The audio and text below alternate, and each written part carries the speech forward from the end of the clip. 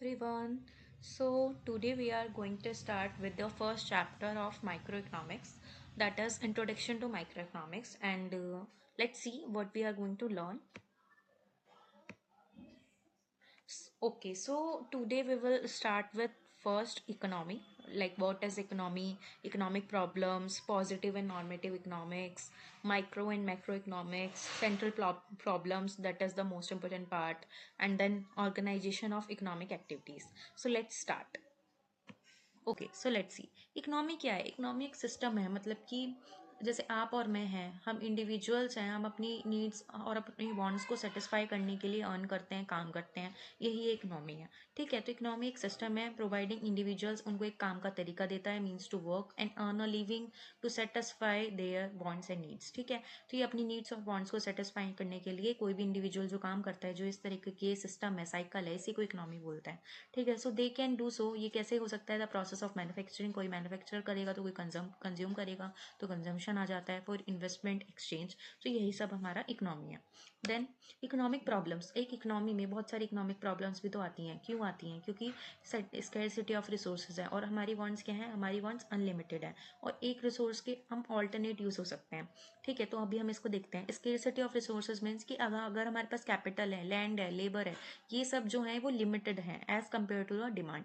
ठीक है, तो हमारी डिमांड के अकॉर्डिंग ये जो रिसोर्सेज हैं हमारे, वो क्या है, लिमिटेड है, स्केयर है। इसी वजह से हमारी जो वांट्स हैं वो क्या कहते हैं, इनकम्प्लीट रह जाती हैं, तो ये कहीं ना कहीं इकोनॉमिक प्रॉब्लम अराइज करता है। देन वही हमारा सेकंड इससे रिलेटेड ही अनलिमिटेड बॉन्ड्स। अनलिमिटेड बॉन्ड्स हैं हमारी, कोई भी ह्यूमन है उसकी एक बॉन्ड कंप्लीट होगी तो दूसरी आ जाएगी, दूसरी कंप्लीट होगी तो तीसरी आ जाएगी, तो देयर इज नो एंड। ठीक है, तो कोई एंड नहीं है एक भी किसी भी इंडिविजुअल की डिमांड्स का, तो ये भी इकोनॉमिक प्रॉब्लम है। Then alternate use, alternate use को आप इस डायग्राम से समझ सकते हो कि ऑल्टरनेट यूज में जैसे लैंड का एग्जांपल लिया हुआ है इन्होंने, एक लैंड है तो वो या तो वो एग्रीकल्चर के लिए यूज होगा, या आप उस पर घर बना सकते हो, या आप उस पर फैक्ट्री लगा सकते हो। तीनों काम एक साथ नहीं कर सकते ना आप, तो इसीलिए एक लैंड जो है वो एक चीज़ के लिए यूज हो गया तो वो दूसरे के लिए नहीं हो सकता, तो ये भी ऑल्टरनेट यूज भी एक इकोनॉमिक प्रॉब्लम अराइज करता है। तो इसमें ये लिखा है कि these resources available in the economy are not only scarce, खाली वो नहीं है, लिमिटेड नहीं है, बट ऑल्सो जो लिमिटेड रिसोर्सेज हैं उनके ऑल्टरनेट यूजेस हैं। ठीक है, इट मीन्स दैट एक रिसोर्स अगर डिफरेंट वे में यूज़ हो रहा है तो दूसरे वे में उसका कहीं ना कहीं अनअवेलेबल हो जाएगा वो। ठीक है, तो ये एक इकोनॉमिक प्रॉब्लम अराइज करता है। Then positive and normative economics. Positive economics क्या होती है, हमारी नॉर्मल लाइफ में जो हम रियल लाइफ में हमारी प्रॉब्लम्स आती हैं और उन प्रॉब्लम्स को हम कैसे सॉल्व करेंगे, ये हमारी होती है पॉजिटिव इकोनॉमिक्स।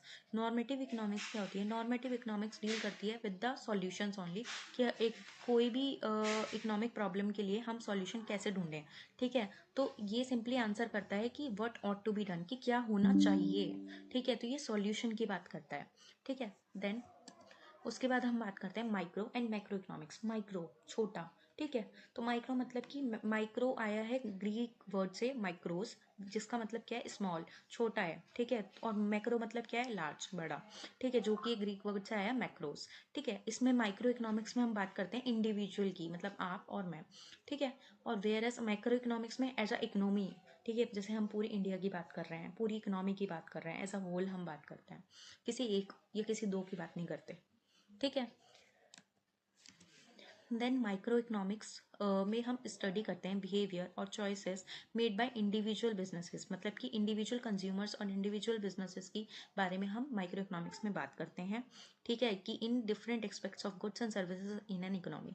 लेकिन मैक्रो इकोनॉमिक्स में हम बात करते हैं बिहेवियर और choices made by the whole economy, पूरी इकोनॉमी के बारे में, with the changes in different aspects of goods or services. Then microeconomics help करता है in determining how one can achieve equilibrium at a small scale.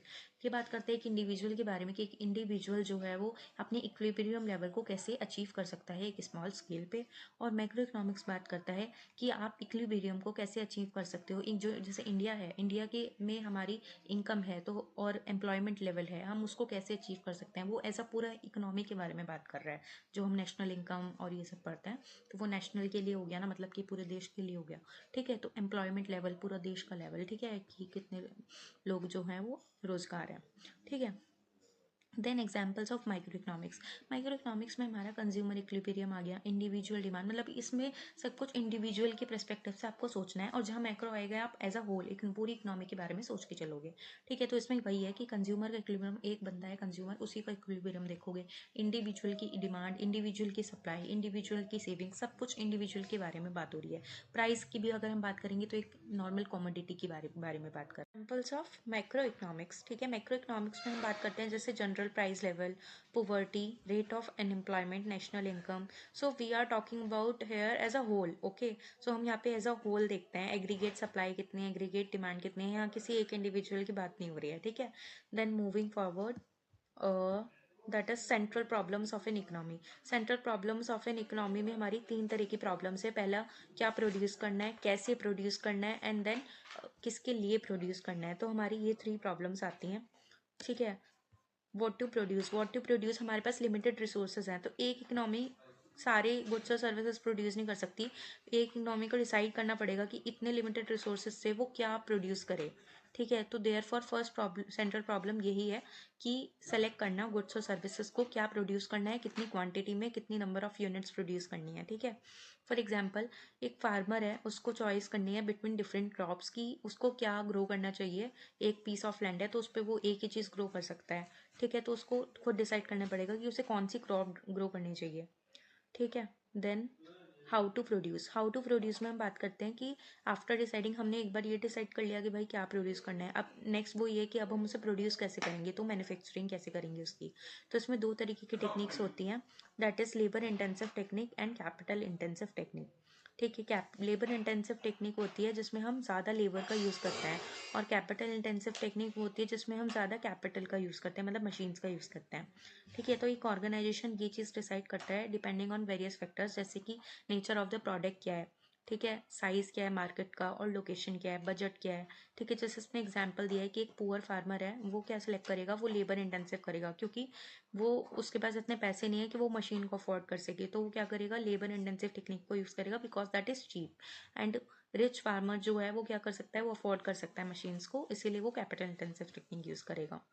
Then for whom to produce, अब किसके लिए produce कर रहे हैं, ये भी तो एक सवाल है। तो अब लास्ट में हम इतना कर लिया, अब इकोनॉमी जो है वो सबकी नीड्स और वांट्स तो सेटिस्फाई नहीं कर सकती, तो उसको डिसाइड करना पड़ेगा कि वो किसके लिए कॉमोडिटी या सर्विस प्रोड्यूस कर रही है। तो इट इन्वॉल्व्स की वेरियस डिसीजन, जैसे कि how much production should be done for the poor, और how much for the rich, कितना पुअर के लिए होना चाहिए, कितना रिच के लिए होना चाहिए। फॉर एग्जाम्पल एक ऑर्गेनाइजेशन जो है वो सेलेक्ट करता है ऐसे गुड्स, नेसेसिटी गुड्स जो पुअर के लिए होंगे, और एक ऑर्गेनाइजेशन सेलेक्ट कर रहा है जो लग्जरी गुड्स हैं जो सिर्फ रिच अफोर्ड कर सकते हैं। तो इट ऑल्सो डिपेंड्स कि आपकी कस्टमर रेंज क्या है, टारगेट ऑडियंस जिसको बोलते हैं ना, टारगेट कस्टमर्स कौन से हैं। ठीक है, then organisation of economic activities, last topic. And इसमें दो इकोनॉमी होती हैं, सेंट्रली प्लान्ड और मार्केट इकोनॉमी। सेंट्रली प्लान्ड का मतलब है कि जिसमें गवर्नमेंट का बहुत ज़्यादा कंट्रोल होता है, मतलब जितने भी डिसीजंस हैं वो गवर्नमेंट लेगी, क्या क्या प्रोड्यूस करना है, कैसे करना है, और किसके लिए करना है, वो सब किसके डिसीजंस होंगे, गवर्नमेंट के। और मार्केट इकोनॉमी इसका बिल्कुल अपोजिट है, इसमें गवर्नमेंट का बहुत ही लो कंट्रोल रहता है। ठीक है, ना के बराबर मतलब, और सारे डिसीजंस जो है वो मैन्युफैक्चरर या फिर जो ऑर्गेनाइजेशन है वो खुद लेता है अपने प्रॉफिट्स को मैक्सिमाइज करने के पर्सपेक्टिव से। ठीक है, and here is this diagram, you can understand that what to produce, how to, and for whom to, for centrally planned and then for market economy. Then I think we have covered this chapter very well within 10 minutes. I hope you guys like it, and if you have any doubt you can reach me out. Also we will be conducting question answer session for this chapter in next video, so stay connected. Thank you, bye bye.